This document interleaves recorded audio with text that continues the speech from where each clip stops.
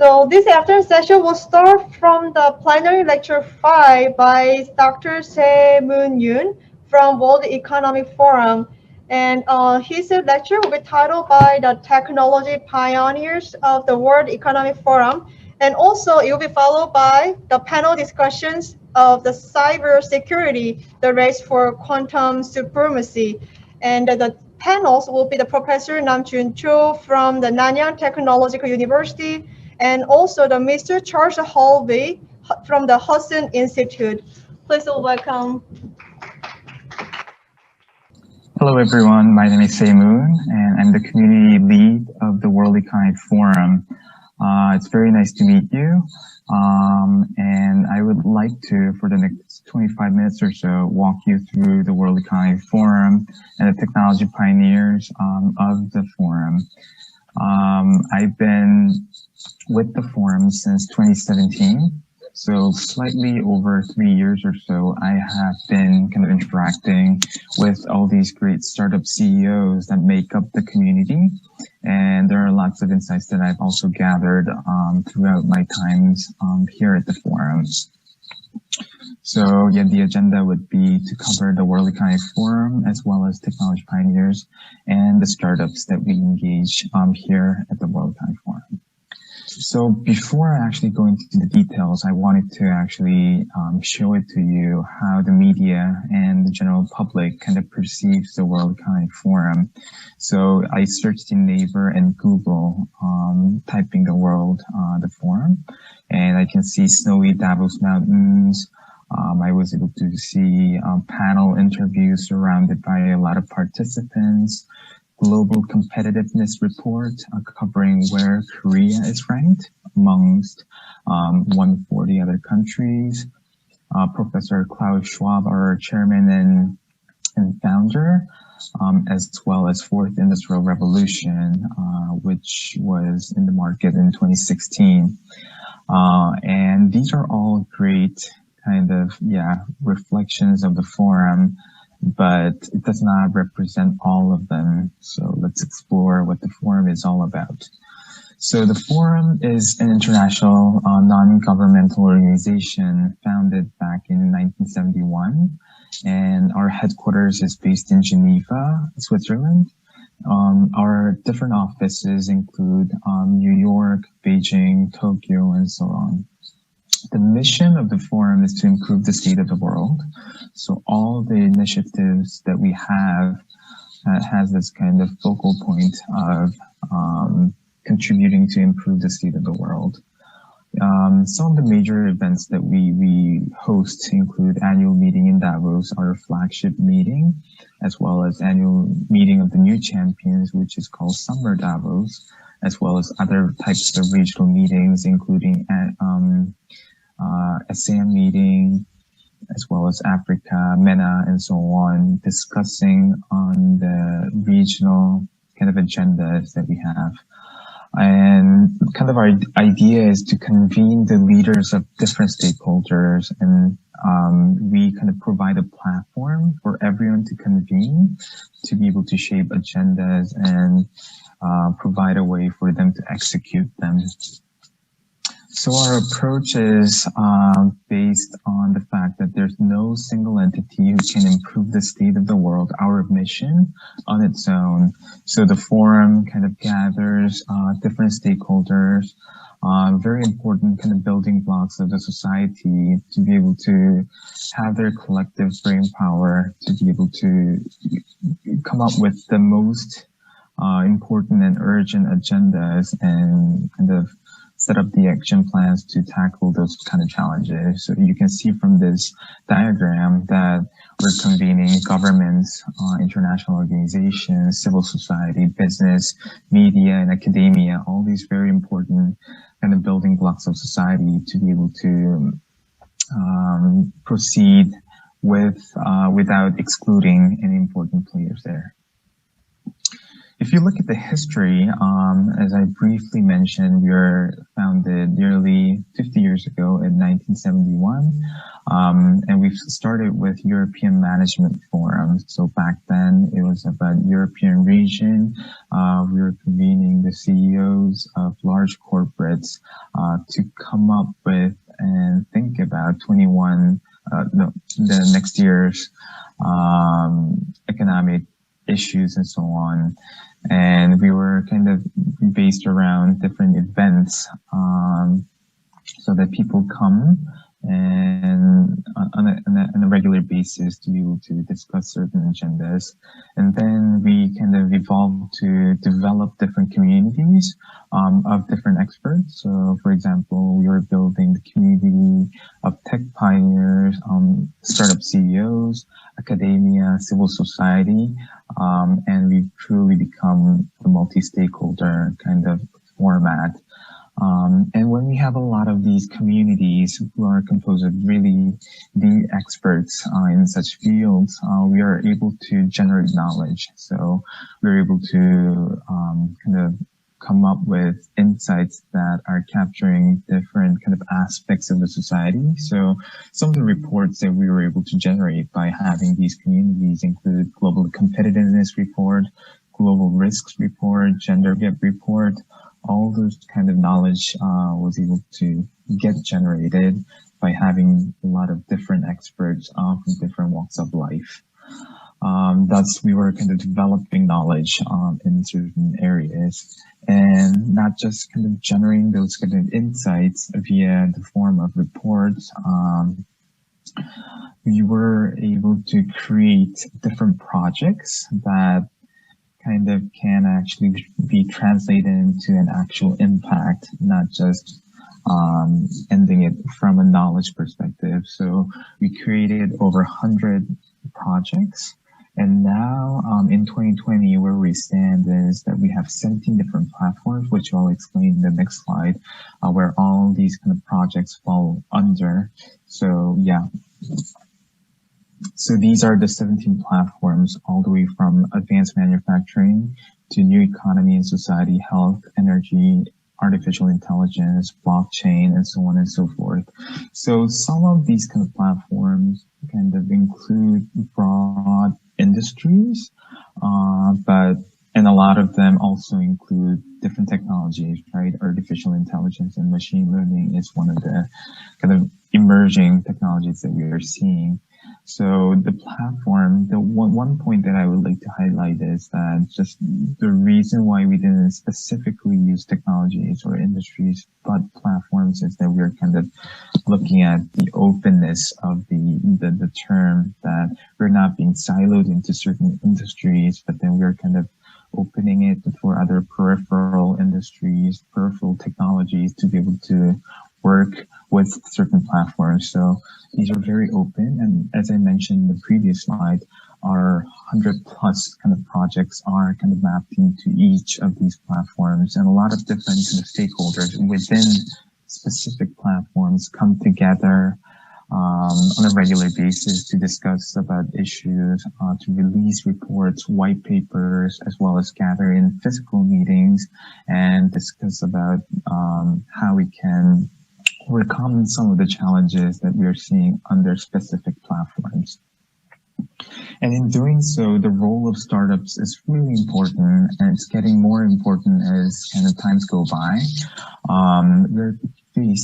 The global society is faced with a lot of challenges, including climate change, COVID-19, renewable energy, automation, aging society. All these kind of societal issues needs to be raised and needs to overcome with certain solutions, and often very innovative ones. And in the age of fourth industrial revolution and innovation is booming everywhere, startups are one of very important sources of raising these challenges as well as bringing solutions. And if you look from that lens, technology pioneers of the forum plays an important role. So just to give you kind of in a nutshell of what the tech pioneers are, it's a community that was established back in 2000, about 2 decades ago.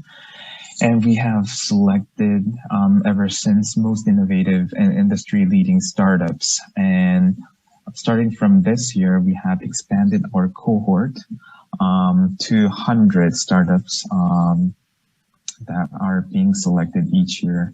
And once they're selected, they engage with the forum for 2 years. And what we look for in terms of selection is that we are looking for innovation, how innovative the company is, how they're kind of leveraging the technologies in order to bring the value to the society, as well as impact. The impact they're bringing to the world is not so niche, but then broad enough to be beneficial to the broader society that we have throughout the globe, as well as the leadership, integrity of the leader, as well as how visionary the leader is, because often the case, tech pioneers will be sitting with alongside large corporates, public figures, civil society, different leaders that we engage at the forum. And what's also really important is the relevance to the forum's work streams. As I mentioned, we have 17 different platforms. And yeah, we are looking for companies that can really contribute to the work streams that we have under the 17 platforms, including a lot of projects, reports, and so on. And a lot of main ribbons there, they come to include annual meeting of the new champions, technology pioneers workshop that we have within the community, as well as annual meeting at Davos and different kind of regional meetings, depending on where they're located. And some of the tech pioneers include Google, Airbnb, Twitter, Cloudflare, Kickstarter, Slack. All these kind of household names have gone through the Tech Pioneers program. And now one of the biggest and most impactful companies that are kind of disrupting the world and industry. And there are some Korean companies that were selected, including Kakao, Lunid, and Skylabs. Just to give you an example or some examples of kind of recent tech pioneers, just to give you an idea of who they are. So Appeal Sciences, based in California, they develop edible coating product extracted from different plants and that are being kind of put on the surface of different kind of fruits. That can increase the shelf life and kind of life during the supply chain management. So quite a lot of food are being wasted from the production towards the consumption, and they're doing these great they're leveraging these great technologies to be able to increase the shelf life as well as the life from the production and the consumption side to be able to eliminate a lot of kind of waste produced from that process. Volocopter, based in Germany, selected last year, is developing eVTOL, virtual takeoff and landing, which can pave the way to our future, well into the future of creating kind of air taxis for use, which provides a lot of great insights on how we should design the cities, how we should design the transportation of the future cities. It's a lot of kind of policies involved when it comes to looking at their portfolio and their businesses. Air Protein has this innovative idea on rather than generating CO2 by creating meat and protein, they're actually leveraging the CO2, mixing with the microbe called hydrogenotrophs to create an alternative protein. This not only kind of spares the CO2 that should have been created by having the conventional way of creating it, but that's also kind of sucking the CO2 out of the air. So they're all of these kind of very creative tech pioneers are one of those kind of examples that we can see from the tech pioneers cohort. And their contributions are immense when it comes to engaging with the forum, in that they're interacting with different stakeholders, including large corporates, governments, academia, to give you a small example. So corporates are interacting with startups and learning from tech pioneers. From that, startups and corporates have different kind of ways of operating when it comes to speed of the innovation, the resources, the customer base, all are different, and startups can also help discuss some partnership models to be able to bring innovations to the society and the business by interacting with large corporates. With governments, often the case is that governments are lacking in expertise when it comes to looking at emerging technologies and how the technologies can kind of impact the general society and their countries or regions. And what the startups are doing, including the tech pioneers, is to provide an advice to the governments on how we can maximize the beneficial aspect of all these technologies, while kind of mitigating and minimizing the risks that come along with it. So, because they are one of the experts in the fields of such technologies and businesses. They also speak with academia on that. A lot of tech pioneers are spin-offs from universities, so they come from the background of bringing innovation from the lab to the commercialization. So they can often kind of provide advice on how to reduce the gap from translating the innovation from the lab towards commercialization. So that's one area where they can also be able to provide insights. And within the startups themselves, within the technology pioneers, they're kind of going through the similar path, although their industry are diversely different. They can, for example, discuss within themselves about how we can actually manage the relationship with the board. When you grow a company from people of 10 to 100, how do you maintain the culture of innovation, culture of their unique company, and so on. So all these are can be discussed among the members of technology pioneers and the startups that we engage. So they're actually being mentors and mentees themselves, which is a great kind of way of learning from the peers. And aside from these, of course, their kind of main engagement and main contributions to the forum is to contribute via 17 platforms that we have by sharing their kind of specific expertise in such kind of verticals that we have. These are some kind of ways in which they can contribute and through which they can grow as well. So they're invited to the different meetings. So these are some of the photos from kind of past meetings, including annual meeting of the new champions and so on and so forth. So they're often invited as speakers to kind of share their insights and be asked questions about how we can proceed with all these different technologies. And as I mentioned, they come to platforms and provide their insights in different kind of thought pieces. So white papers from mobility is one example, and we also have reports from health platform on precision medicine. So a lot of them are involved in providing their experiences there. And not just to the kind of the communities that we have at the forum, but they're generally sharing knowledge to the public as well. So these are some of the agenda articles that we have, and we have great readership throughout the globe that are actually looking at these knowledge to be able to gain insights, and they often share their own kind of experiences to the public through the forums kind of platforms. To distribute their knowledge. And on the right, throughout all these kind of activities, through all these contributions, they're actually getting a lot of knowledge and network out of engaging with the forum.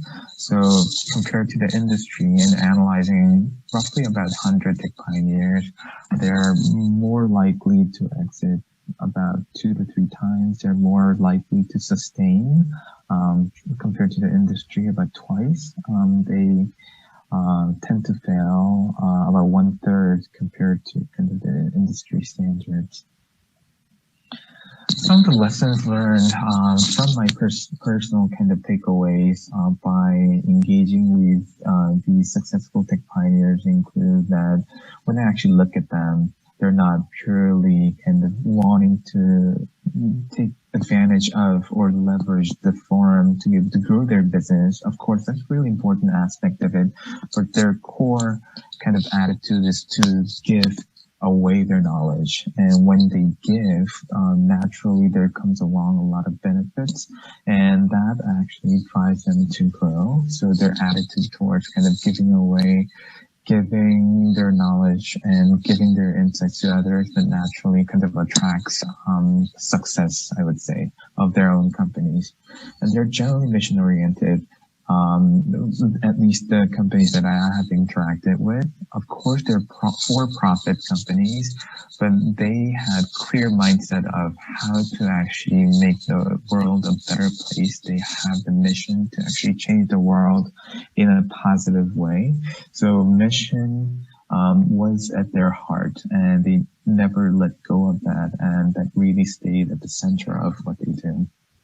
The bottom two is kind of capturing that they truly enjoy discussions, and yeah, they are generally a knowledge seeker in that when they were in discussions that are not directly kind of related to or not directly falling into their specific domains or verticals, they still really enjoy talking with different people and really eager to learn from them. That can actually be a valuable asset when it comes to looking at your own industries as well. So those were some important lessons learned. And also, yeah, when I actually look at a lot of companies that I've interacted with, it seems like, and like going through the COVID, that's also very important is, I think having the vision of becoming a unicorn, and aiming high and growing and dominating the market.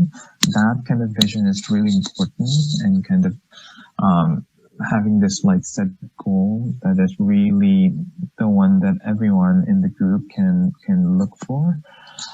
That's really important, but in reality, when it comes to executing them, it's really important to have a camel mindset where the camels are really resilient and very thoughtful, thinking about strategic growth rather than very short-term growth, and very cautious. Right? When you look at camels, they're very cautious, meaning that they are maintaining reserve to go through kind of turbulent times, including kind of pandemic.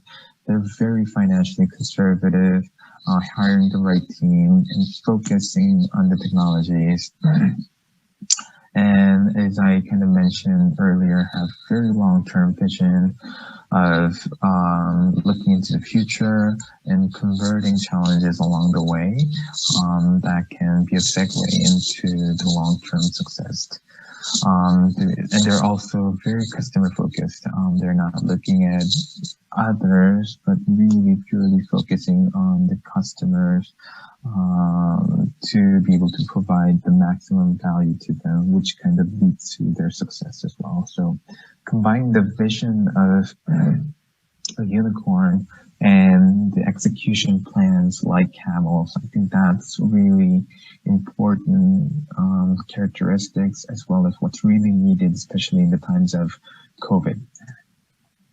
These are some of the photos that I have gathered from my experiences at the forum. So one on the left is from Davos meeting in the workshop where we invited a speaker to talk about how we can gain trust from customers from a corporate perspective, whether it be large corporates or small startups. Yeah, gaining trust and kind of continuing their trust is really an important issue. So it was really great of an opportunities for tech pioneers to interact with large corporates, to see how each other kind of thinks of trust when it comes to customer trust.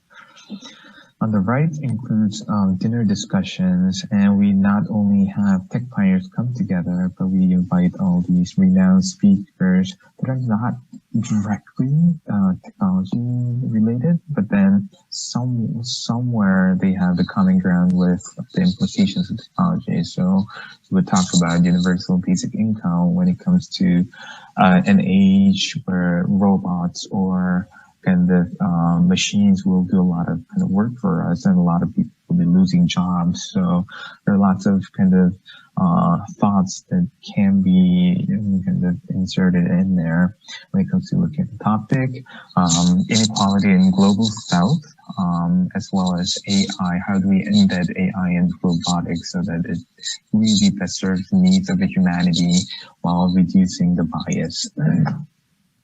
Some other meetings include academia and industry collaboration in annual meeting of new champions, where we invited presidents of different universities and tech pioneers and large corporates to discuss about how we can bring the innovation effectively from academia to the corporate world, as well as startups, and how each and other can partner to be able to bring the most value to society.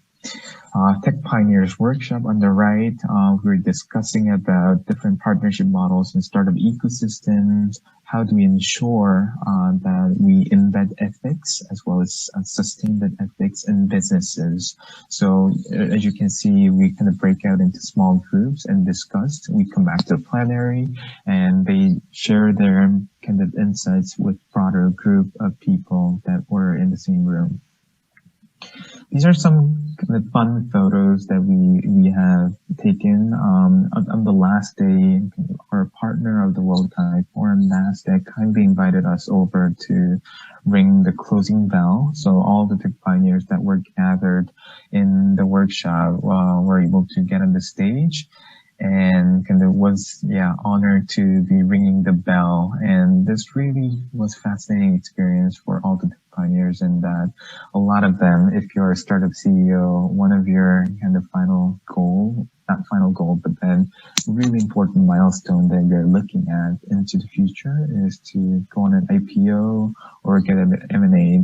And this was a great kind of way for them to actually feel what it feels like when going through the IPO and ringing the final bell. These are some insights and articles that I have been capturing throughout my kind of 3 years at the forum up until now.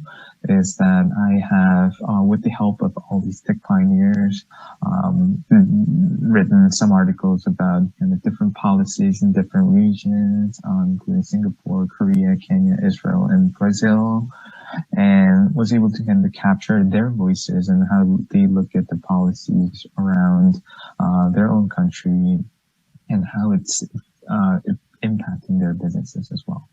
I also surveyed tech pioneers on how they're looking into the 5 years into the future and how the technology can bring benefits to the world and how the world should have been changed within 5 years.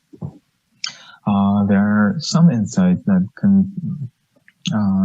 were captured in annual meeting of new champions last year, when I actually showed you how academia, tech pioneers, and corporates came together, and this was all the insights were captured to create this article on how to build an entrepreneurial university, how the university can best support the patents, the technologies that are coming from the academia to be able to translate into the actual commercialization.